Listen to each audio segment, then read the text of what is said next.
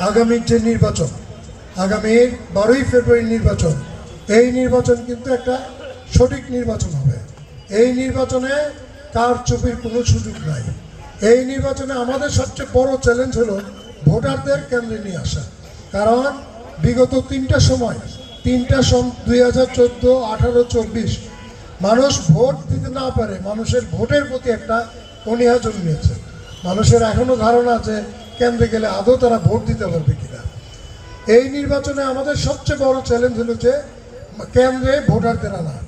সেই জন্যই আমাদের কাজ করতে হবে। আজকে আমাদের অনেক নেতা কর্মীরা বিভিন্নভাবে বক্তব্য দিয়েছে যে পাশ করায় দিবে, কোনো সমস্যা নাই, বিপুল ভোটে পাশ করায় দিবে। কিন্তু কেন্দ্রে যদি ভোট না আসে, ভোটাররা না আসে, তাহলে কীভাবে পাশ করাবে? আমরা একটা কথা স্পষ্ট বলে যাই, আমরা কিন্তু আওয়ামী লীগের মতো এই 56 ভোটে আমরা নির্বাচন করব না। আমরা চাই জনগণ যাকে ইচ্ছা তাকে ভোট দেয় এবং যার ভোট সে দেয়। আমরা কোনো 56 ভোটে আমরা যাব না, আমরা কোনো কারচুপির ভোটে আমরা যাব না। আজকে আমরা যদি এই কারচুপি ভোটে যাই, 3 দিন পরে আওয়ামী লীগের মতো কিন্তু আমাদেরও বিদায় হইতে হবে। এই কথাটা আমি আমাদের প্রতিটা নেতা কর্মীদেরকে বলেছি। আমাদের যেটা দায়িত্ব হবে, কেন্দ্রে ভোটার আনা, ভোটার যাকে ইচ্ছা তাকে ভোট দেবে। ভোটার যদি আমাকে পছন্দ করে ভোট দিবে, আমাকে যদি পছন্দ ভোট না করে তাকে ভোট দেবে না, এতে আমার কোনো আফসোস নাই। কিন্তু জনগণের ভোট যার ইচ্ছা, যাকে ইচ্ছা তাকে দিবে, এটাই আমরা প্রতিষ্ঠা করতে চাই। শুধু তাই নয়, আজকে আপনারা জানেন দেশনেত্রী বেগম খালেদা জিয়া 2018 সনে যখন জেলখানায় গিয়েছিল, উনি কিন্তু সম্পূর্ণ সুস্থ ছিলেন। উনি জেলে যাওয়ার 1 মাস আগে এই সিলেট দিয়ে উনি গিয়েছিলেন, এই বিশ্ব রোড দিয়ে আমরা ওনাকে সম্বর্ধনা দিয়েছিলাম। তখনও আমাদের খুব প্রতিকূলতার মধ্যে আমাদের এই সম্বর্ধনাটা দিতে হয়েছে। পুলিশ আমাদেরকে কোনোভাবেই রাস্তায় নামতে দিবে না, কিন্তু আমরা সমস্ত প্রতিকূলতা উপেক্ষা করে আমাদের সকল নেতৃবৃন্দ আমরা এই বিশ্ব রোডের এদিকে আমরা ওনাকে সম্বর্ধনা দিয়েছিলাম। উনি কিন্তু সম্পূর্ণ সুস্থ ছিলেন।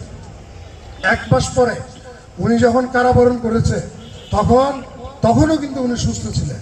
কিন্তু তৎকালীন ফ্যাসিস্ট সরকার ওনাকে বিভিন্নভাবে প্রেশার দিয়েছিল যে সরকারের সাথে আঘাত করার জন্য, সরকারকে বৈধ করার জন্য। উনি কিন্তু বলেছেন যে এই দেশের মানুষের ভোটের অধিকারের সাথে আমি কোনো আপোষ করব না। পরবর্তীতে ওনার ছিল অ্যাজমা রোগী, ওনাকে কিন্তু আপনারা জানেন এই পুরান ঢাকা একটা স্বেচ্ছাসেবী কারাগারে ওনাকে রাখা হয়েছিল। সেই কারাগারে থাকা অবস্থায় যেহেতু উনি অ্যাজমা রোগী ছিল, ওনার শরীর আরও খারাপ হইতে থাকে। ওই সময় যদি ওনার সঠিক ট্রিটমেন্ট হতো, আল্লাহর রহমতে উনি আজকে আমাদের সাথে এই আন্দোলন কর্মসূচি কিংবা আমাদের সাথে এই ত্রয়োদশ নির্বাচনে অংশগ্রহণ করত। কিন্তু যেহেতু ভোটের অধিকারের সাথে উনি আপোষ করেন নাই, সেই জন্য ওনাকে এই ফ্যাসিস্ট সরকার কারাবরণে, এই স্বেচ্ছাসেবী কারাবরণে রেখেছে। আজকে আমরা বলতে চাই যে এই ভোটের অধিকারের জন্য দেশনেত্রী বেগম খালেদা জিয়া মৃত্যুবরণ করেছে, সেই ভোটের অধিকার আমরা এই বাংলাদেশে প্রতিষ্ঠা করব। এবং আমি আমাদের নেতা কর্মীদেরকে বলেছি, কেউ আপনারা কোনো ভোট ছাপানোর চিন্তা ভাবনা করবেন না। জনগণ কেউ যদি কোনো ভোট ছাপানোর চিন্তা করে, তাকে আমরা দল থেকে বহিষ্কার করব, তার বিরুদ্ধে আমরা শাস্তিমূলক ব্যবস্থা নেব। আমরা চাই জনগণ তার ভোট তাকে দেয়। কিন্তু যেই কষ্টটুকু আমাদের করতে হবে সেটা হলো জনগণকে, আমাদের বিশেষ করে মা বোনদের আমাদেরকে কেন্দ্রে নিয়ে আসতে হবে। আমরা বিগত 17 বছর এই দেশের মানুষের সাথে সংগ্রাম করেছি, সাথে মানুষকে নিয়ে সংগ্রাম করেছি, যুদ্ধ করেছি। আমরা ধারণা যে ভোটের পরিবেশ যদি সুস্থ থাকে, সুন্দর থাকে, জনগণ ধানের শীষকে ভোট দিবে এবং আমরা বিপুল ভোটে জয়লাভ করব। তাই আমি আজকের আমাদের অনেক নেতাকর্মী আছে, আর আমি একটা বলি, প্রতিটা কেন্দ্রে কিন্তু যেই পরিমাণ পুরুষের ভোট আছে, সেই পরিমাণ আমাদের কিন্তু সমপরিমাণ আমাদের মা বোনদের ভোট আছে। আমাদের সবচেয়ে চ্যালেঞ্জ হলো মা বোনদের ভোটটা নিয়ে আসা। এই ভোটটা নেওয়া আসার জন্য আমাদের যারা নেতা কর্মীরা আছে, তারা আমাদের মা বোনদেরকে বোঝাতে হবে যে সকাল সকাল যাতে কেন্দ্রে আসে। এইবার ভোটের টাইম সকাল 7:30 থেকে বিকাল 4:30 পর্যন্ত, অন্যান্যবার ছিল সকাল 8:30 থেকে।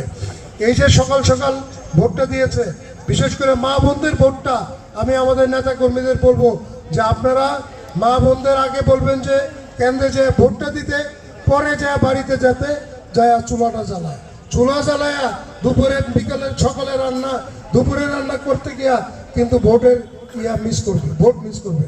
তাই বিশেষ করে মা বোনদের আমাদের সকাল সকাল কেন্দ্রে নিয়ে আসতে হবে এবং ভোট যে তারা দিয়েছে সেটা নিশ্চয়তা তারা আমাদের নেতাকর্মীদের করতে হবে। আমরা চাই জনগণ ভোট দেখ, এই দেশের ভোটের অধিকার ফিরে আসুক এবং আল্লাহর রহমতে যদি ভোট দিতে পারে জনগণ এই ধানের শেষে ভোট দিবে।